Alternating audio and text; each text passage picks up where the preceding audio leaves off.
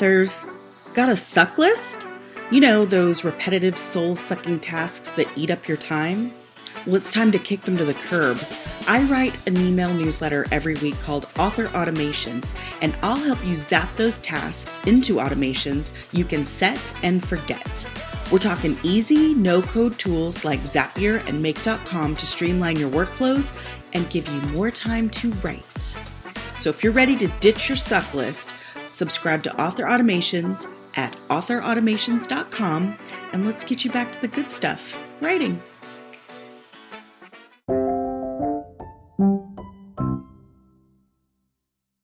Hey everyone, ready to explore some seriously cool ways to sell your books? Wider than wide. Wider than wide, exactly.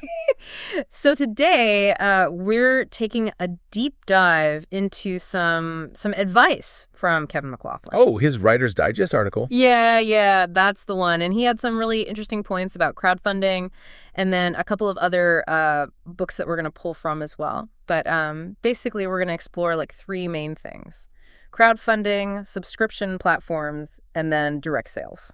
Yeah, what I loved about McLaughlin's approach is that he's like all about practical advice, you know? Oh, for sure. Actionable stuff that authors can actually use, like right now. Totally. Like, let's dive right into that crowdfunding thing, right? I mean, I always thought of it as, you know, just a way to raise money for a specific project. Right. But McLaughlin kind of flips the script, you know? He's like, think of platforms like Kickstarter as a whole new type of retailer. Oh, that's interesting. A whole new retailer. Yeah. And that really got me thinking, you know, it's not just about like that initial burst of funding, right? It's about connecting directly with readers who are like actively searching for new books to support. Right. So they're already there. They're already on these platforms. Exactly. It's like tapping into a community of, you know, passionate readers who are just like dying to discover those hidden gems. Oh, that makes sense. And so I was wondering about something he said about starting small with your funding goals, like even aiming for just $500. I know, right? At first I was like, wait, what? But then I thought about it. Yeah. It's actually pretty brilliant when you think about it. Yeah, tell me about it. Well, like a successfully funded, even small project builds a foundation, right, for future success. It's like proof that you can deliver what you promise. Right. It shows backers that you can deliver, which builds like trust, credibility, you know, and then those early supporters, they become like your biggest cheerleaders. Yeah. Spreading the word. Totally. And that attracts even more backers for your like future projects. It creates that momentum. Oh, I like that. Success breeds success. People want to be a part of a winning team. Exactly. And there's that whole social proof thing too. People see that others have already like pledged their support. Yeah. Makes them more likely to jump on board. Right. Okay. So another thing McLaughlin talks about that I loved, ebooks as add-ons for crowdfunding campaigns. Oh, yeah. The ebooks, I mean, they're basically free to produce. And they can seriously boost your revenue. It's like everyone loves bonus content. Right. Doesn't. And speaking of enticing rewards, we've got to talk about physical goodies. Oh, yes. The physical reward. So good. Both Anthea Sharp in her book Kickstarter for Authors and Monica Lionel in Get Your Book Selling on Kickstarter, they both agree. Physical rewards are crowdfunding gold. I mean, they're tangible. It's something you can hold. Right. Like signed copies, limited edition hardcovers. Oh, and what about unique merch related to your book's world? Oh, yeah. Like if you have a fantasy novel, a map, or a family tree. So cool. So imagine like you're crowdfunding a new, say, fantasy trilogy. Okay. You could offer the ebook as a base reward, and then maybe a signed paperback set for a higher pledge. And then like a deluxe hardcover box set with custom artwork is that like ultimate prize. Ooh, I love it. It's all about creating those tiers, you know? That cater to different levels of reader, like enthusiasm. Right. It builds that excitement and exclusivity. Absolutely. Okay, so we've talked about physical rewards being awesome. Yeah. But McLaughlin does mention that digital projects like audiobooks can be a tougher sell on crowdfunding platforms. It's not impossible, but it's crucial to, you know, have that dedicated audience ready to go. Already there. Yeah, before you launch a campaign for something digital. Right. You need that core group of enthusiastic readers. For sure. Well, speaking of dedicated audiences, let's move on to subscription platforms. Oh, yeah. Those are up next. Platforms like Patreon and Substack. They're becoming super popular among authors. And for good reason. Yeah. What do you think are some of the biggest benefits? Well, they offer a really fantastic way to connect directly with your like most loyal readers. Right. and build that sustainable income stream. Exactly. It's like you create this space where you can share exclusive content, interact directly with your audience, and, foster a sense of community. Love it. But I bet consistency is key, right? Especially if you're running a monthly model. Oh, for sure. McLaughlin really stresses the importance of setting realistic goals and deadlines. Because burnout's a real thing, you know? Yeah. So you don't want to overwhelm yourself. That's where batch creating comes in. Oh, batch creating. Yeah. Think of it like meal prepping for your content calendar. Oh, I love that analogy. Right, by creating a stockpile of content in advance. You can ensure a consistent flow, even when you're busy. Exactly.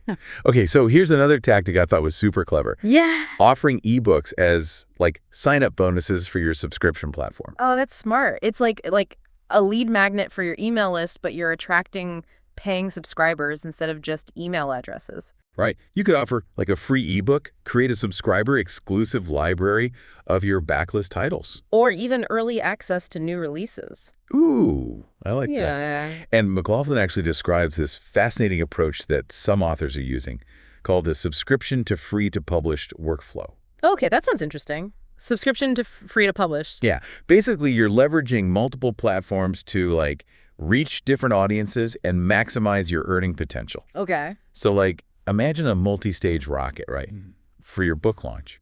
You start by sharing new chapters or content with your paid subscribers first. Okay, so they get the exclusive sneak peek. Right. Then you release those chapters for free on platforms like Wattpad or Royal Road. Which are great for building a wider audience and getting some buzz going. Exactly. Yeah. And then finally you compile all those chapters into a complete book and, publish it traditionally or on your website. Okay, so you're essentially making money at every stage. Right. You're earning from subscribers, you're gaining exposure and new readers on those free platforms. And then you have a finished product to sell. Exactly. It's a pretty awesome strategy. It is. So we've talked about crowdfunding, subscription platforms. 2 really powerful ways to sell wider than wide. For sure. But there's one more exciting path to explore. Direct sales. Yes. And before you start picturing mountains of inventory and shipping nightmares, trust me, it's not as daunting as it might seem. Okay, I'm intrigued. Let's dive into all of that in part 2. Okay, so direct sales, it sounds a little scary, but, you made it sound less scary at the end of part 1. It really doesn't have to be, especially if you start with ebooks. Ebooks, okay. Yeah, you completely skip the printing and shipping stuff, That's a good point. And there are so many platforms that are designed specifically to make selling ebooks directly super simple. So I could, set up a shop right on my website. Exactly. And it's awesome.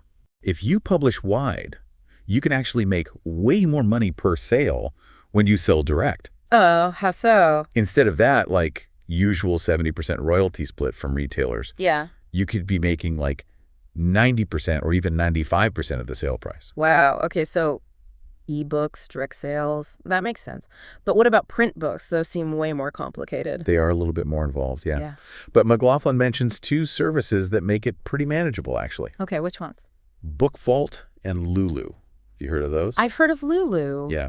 So both of them offer what's called print on demand and automated order fulfillment. Okay. Break that down for me. Sure. So print on demand is basically what it sounds like. Okay. Instead of printing a zillion books up front and, hoping they sell, Yeah. they only print a book when someone orders it. Oh, I see. So you don't need to store boxes and boxes of books in your house. Right, or figure out shipping. Exactly. The printer takes care of all of that. So they print it and ship it straight to the reader. Yep. Super simple, right? Very cool. Yeah. So Book Vault and Lulu, they both do that. Right. What's the difference between the 2? So they're both really good options, but there are a few things to consider. Yeah. Book Vault usually has lower printing costs. Oh, that's good. Yeah, especially for, indie authors watching their budget. Makes sense. But Lulu has really good platform compatibility. It works really well with Wix websites. A lot of authors use Wix. Exactly. And Lulu's been around for a while, so, It has a good reputation. Exactly. Okay, so it sounds like a trade-off. Lower printing costs versus a really established platform. Yeah, that's a good way to put it. Yeah. It just depends on what's more important to you. So, okay, we have the printing figured out, but how do we actually sell the books? Through our websites? Yeah, so there's some really great platforms for that. Okay, tell me more. So McLaughlin recommends a few: Shopify, WooCommerce, PayHip, and, Wix, since we were just talking about that. Okay.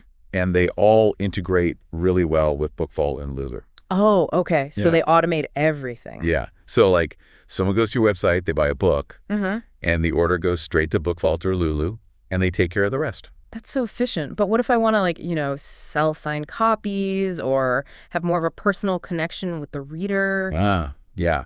So those platforms we just talked about, they're great for automation, keeping things simple. Right. But there are options if you want to be more hands-on. Okay. McLaughlin mentions Fourth Wall. You heard of that one? I have not. It's a good one for like selling signed copies or other merch directly to your fans. So I would be like more involved in the shipping and stuff. You would be, yeah. Huh. But it lets you create that personal connection. Okay, cool. So it really just depends on what kind of experience you want to create. Now, before we move on, I remember McLaughlin mentioning something about sales tax that we should keep in mind. Oh, yeah. Taxes. Can't forget about those. Crowdfunding, subscription platforms, direct sales from your website. Yeah. That all falls under direct selling, which usually means you have to collect and pay sales tax. Well, that sounds kind of complicated. It can be, yeah. Any advice on, figuring that all out? Definitely. McLaughlin actually includes a link in his article. It's super helpful. It has all the sales tax rules for every state. Oh, perfect. We'll make sure to put that link in the show notes for this episode. Yes, definitely. That's so helpful. It's a good reminder that, even though we're talking about all these cool new ways to sell books, we still got to be smart about the legal and financial stuff. Absolutely. It's all part of running your own author business, right? Right. So we've covered a lot in this section: ebooks, print books, different platforms. It's a lot, but it's good. It's good to know all the options. Exactly. And you don't have to do everything at once. Right. Start small, focus on one thing at a time, and build from there. Okay, so speaking of starting small and building momentum, let's move on to building that all-important audience. Join us for the final part. Welcome back to the deep dive. So we've talked about crowdfunding, subscription platforms, and direct sales, all these different ways to, sell your books outside the traditional methods. Wider than wide. Wider than wide, exactly. But, no matter which path you choose, the most important thing is building a strong connection with your readers. I couldn't agree more. It's like the foundation of everything, really. Oh, that's a good point. The foundation. So how do we, actually build that foundation? What can authors do to connect with their readers? Well, I think, first of all, it's got to be authentic. Readers can tell when you're faking it. Right. You got to be yourself. Exactly. Be yourself. Share your passion for your writing and just let your personality shine through. So it's not just about promoting your books. It's about sharing who you are as an author, connecting on a human level. Exactly. Yeah. I mean, think about the authors you love. You probably feel like you know them, Yeah. right? Like you could sit down and have coffee with them. I get that. And that's a powerful connection. I mean, it turns casual readers into, super fans. Totally. They can't wait for your next book. They recommend you to their friends. Word of mouth, but on steroids. Right. And social media can be awesome for that too. Yeah. It's a chance to, actually talk to your readers, answer questions, share behind the scenes stuff. Give them a sneak peek into your process. Exactly. You can even get their input on future projects, It's true. But there are so many platforms out there. It can be hard to know, where to focus. Totally. Okay. You don't have to be everywhere, Right. Just choose the platforms where your target audience actually hangs out. Makes sense. So quality over quantity when it comes to social media. For sure. And don't forget about email marketing. Oh, email. Yeah, I know it might seem like old school, but it's still one of the best ways to stay in touch. It's a direct line to your readers. Exactly. No algorithms, no distractions, just you and your readers. I like that. Building a community. Right. Where readers feel valued, And appreciated, like they're part of something special. Exactly. And remember those ebooks we talked about? The ones for crowdfunding and subscriptions. Yeah. Those can be great for email marketing too. Oh, right. Offer a free ebook if someone signs up for your email list. Exactly. Give them something valuable, grow your list, and build those relationships. Yeah. It all comes back to building relationships, doesn't it? It really does. That's the heart of it all. Well, we've covered a lot of ground today, from crowdfunding to direct sales and, everything in between. It's been a great deep dive. It has. And I think, The biggest takeaway is that, it's not about chasing every new trend or platform. It's about finding what works for you, Yeah. and building those connections with your readers. Couldn't have said it better myself. So as we wrap up, any final thoughts for our listeners? Something to think about, maybe? Yeah, I would just say this. Think about the impact you can have on your readers by just, sharing your stories. Your words can, transport people to new worlds, make them laugh, make them cry, even inspire them. Never underestimate the power of storytelling.